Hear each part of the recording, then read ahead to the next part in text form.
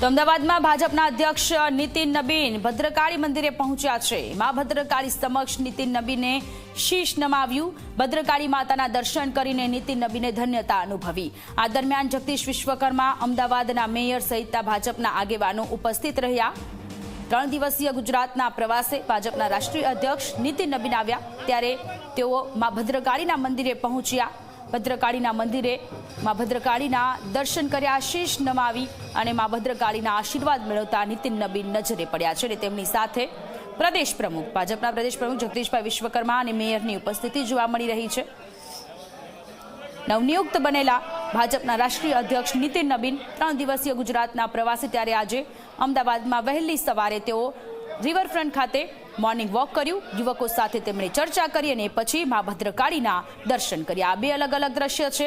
Morning walk કરી સવારમાં વહેલી સવારે સાબરમતી રિવરફ્રન્ટ ખાતે, એ પછી અટલ બ્રિજ ખાતે કેટલાક યુવકો ત્યાં ઉપસ્થિત હતા। યુવકો સાથે તેમણે ચર્ચા કરી।